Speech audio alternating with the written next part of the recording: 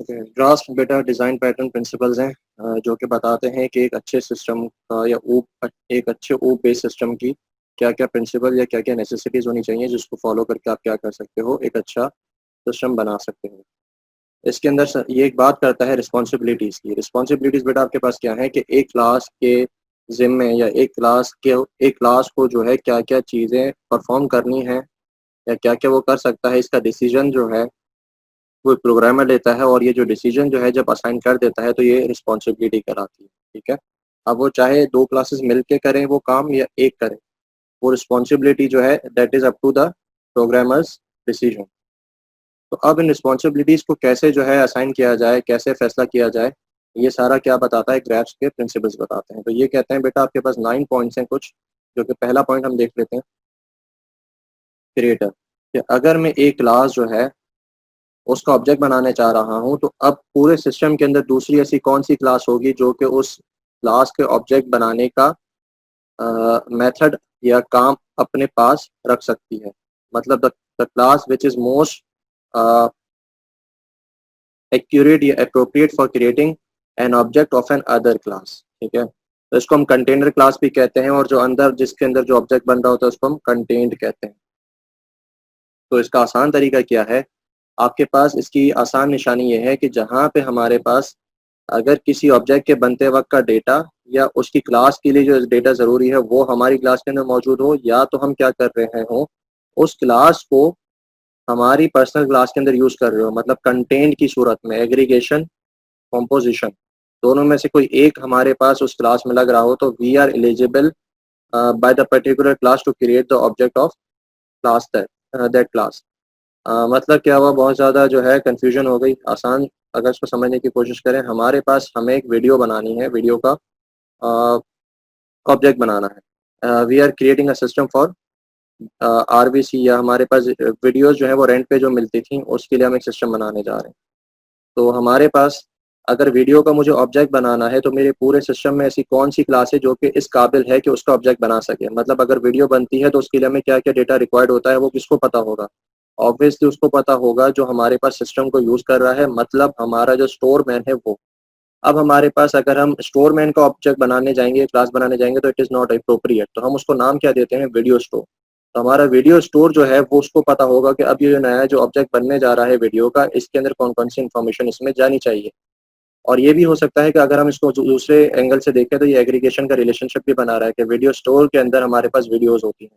ठीक है, तो इस केस में हमारी वीडियो स्टोर जो है that have the data along with a relation of aggregation, तो हमारे पास ये एलिजिबल हो गई to create the object of video. This is the example of this particular creator principle. और इसके बाद जो है हम आगे जाते हैं, एक्सपर्ट। इन्फॉर्मेशन एक्सपर्ट बेटा क्या कहता है कि हमारे पास किसी भी क्लास को अगर रिस्पॉन्सिबिलिटी देनी है, तो इसकी जो है हम डिसीजन कैसे लेंगे। हो सकता है कि हमारे पास हम दो रिस्पॉन्सिबिलिटीज एक क्लास को दे दें और दूसरा प्रोग्रामर आए और वो दो रिस्पॉन्सिबिलिटीज अलग अलग क्लासेस को दे दे। तो यार हम दोनों में से सही कौन सा है वो कैसे पता चलेगा। तो इसका जो है सही तरीके का क्या है कि जब भी आप किसी रिस्पॉन्सिबिलिटी या किसी फंक्शन को किसी क्लास को असाइन करते हो, तो उसके लिए प्रिंसिपल क्या कहता है कि अगर तो जो हमारा डेटा है जिसके ऊपर वो काम होना है वो उस क्लास के अंदर है, तो ये वाला फंक्शन इसको असाइन कर दिया जाएगा। अगर हमारे पास जो हमारा डेटा है जिसके ऊपर काम होना है, ठीक है, वो उस क्लास के अंदर नहीं मौजूद, वो उस क्लास के पास नहीं है, तो इसका मतलब वो उसके लिए ये रिस्पॉन्सिबिलिटी असाइन होना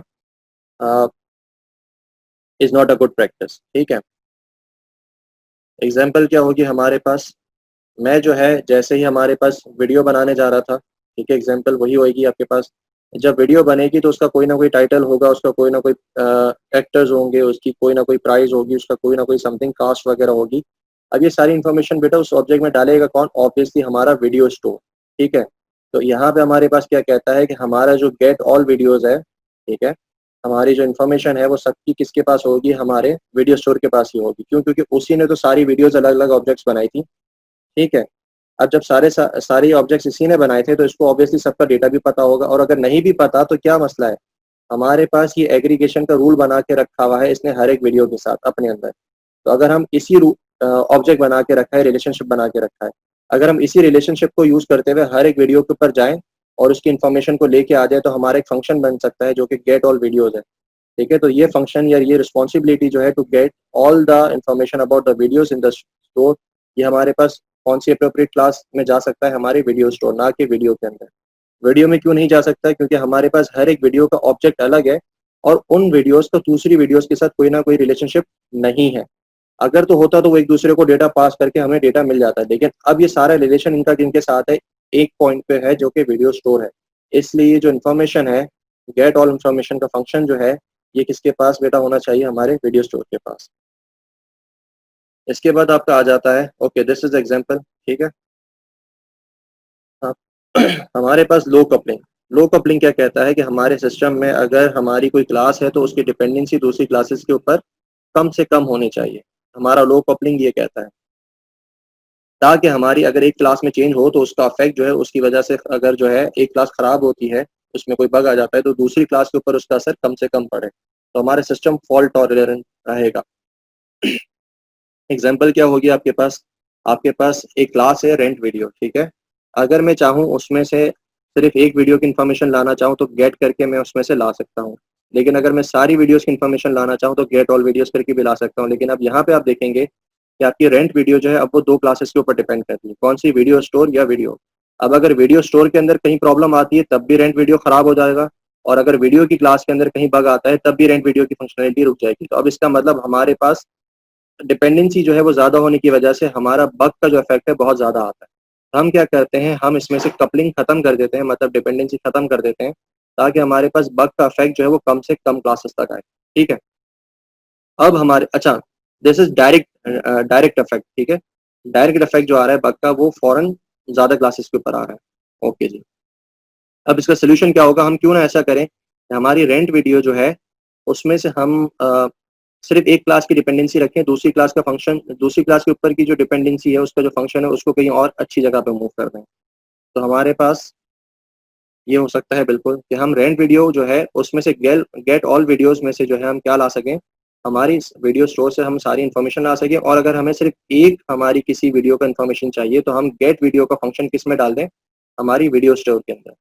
तो this is my low coupling. तो यहाँ पे अब आपकी जो रेंट की क्लास है वो कितनी क्लासेस के ऊपर डिपेंड करती है? एक के ऊपर। उसके बाद कंट्रोलर कंट्रोलर क्या कहता है आपके पास कि हमारी जो यूआई लेयर है उसके बाद जो है कंट्रोल किस क्लास के पास जाना चाहिए। सबसे पहले यूजर का कंट्रोल किसके ऊपर होता है? यूआई लेयर के ऊपर। अब जब उसने कोई फंक्शन कॉल कर दिया, बटन प्रेस कर दिया, अब सिस्टम जो है किसके, उसका कंट्रोल जो है सिस्टम का वो किसके पास जाना चाहिए?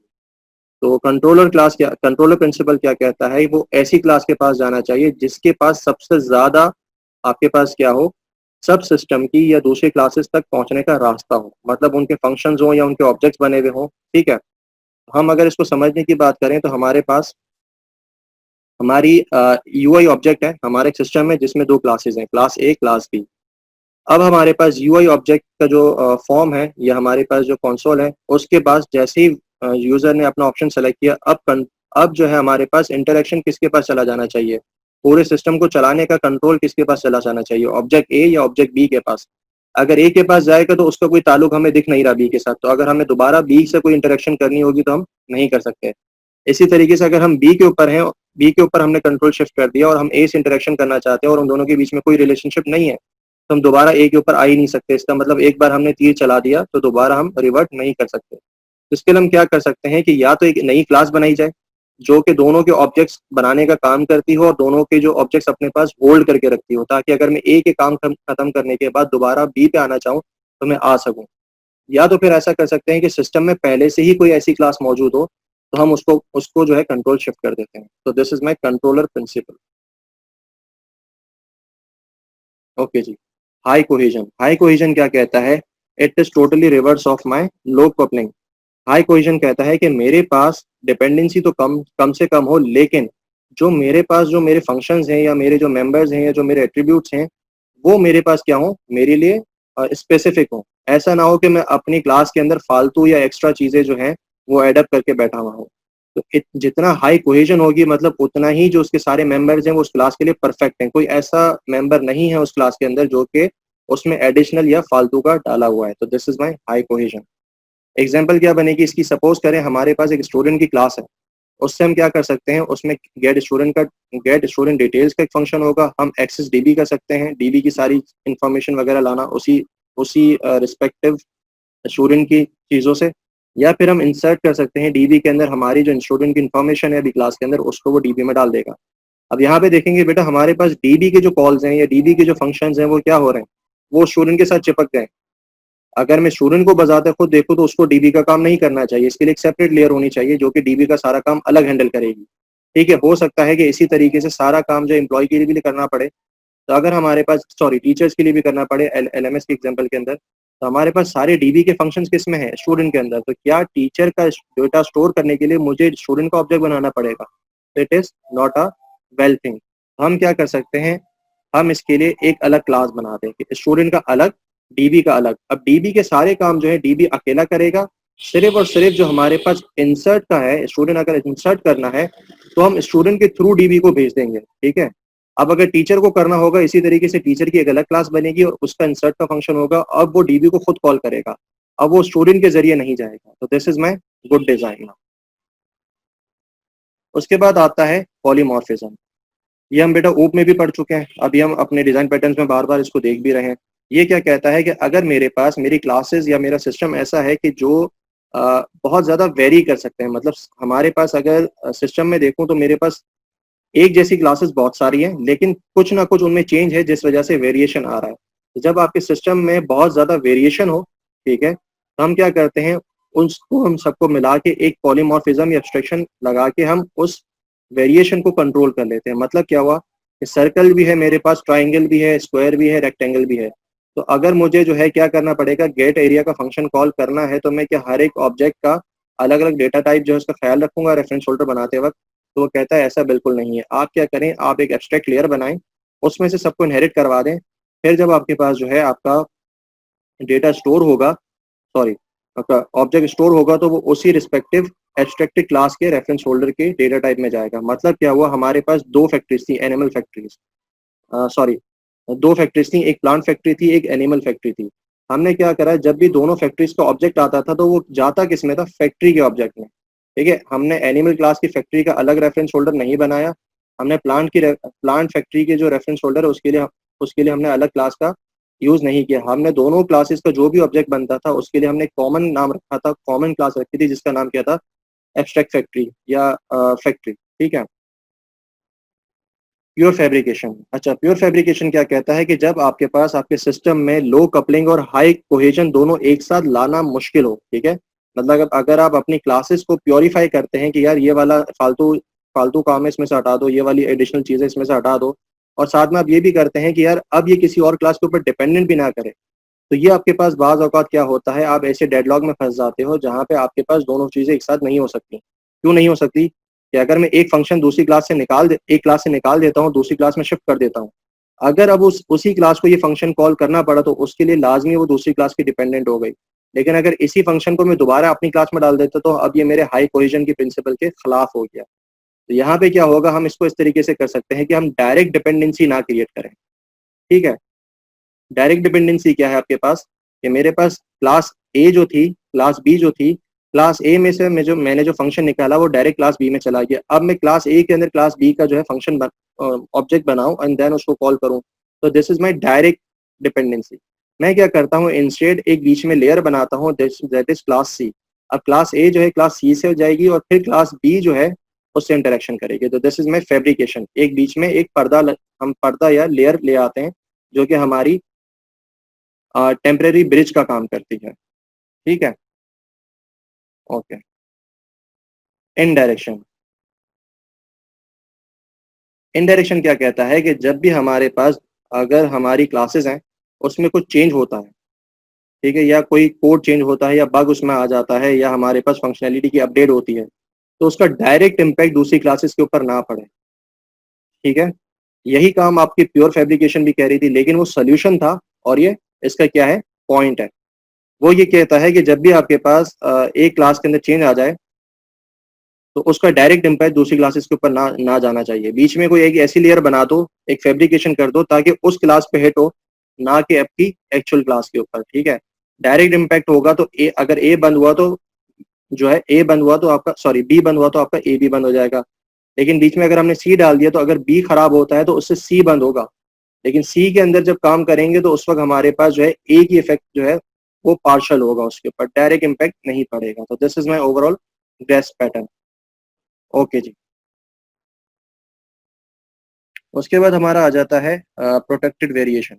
प्रोटेक्टेड वेरिएशन आपके पास क्या कहता है? इट सेज कि हमारे पास जितना हमारी वेरिएशन पूरे सिस्टम में पॉसिबल हो उन सब पे एक्स्ट्रा क्लासेस बना दो। सिंपल। कहीं भी अगर दो क्लासेस एक जैसी हों और उसमें सिर्फ स्लाइड सा चेंज हो तो क्या होगा, उनके लिए एक लाजमी क्या बन जाएगा, एक एब्स्ट्रैक्ट क्लास बन जाएगी। तो this is simple enough. Thanks for watching. Like and comment and subscribe my channel. Thanks for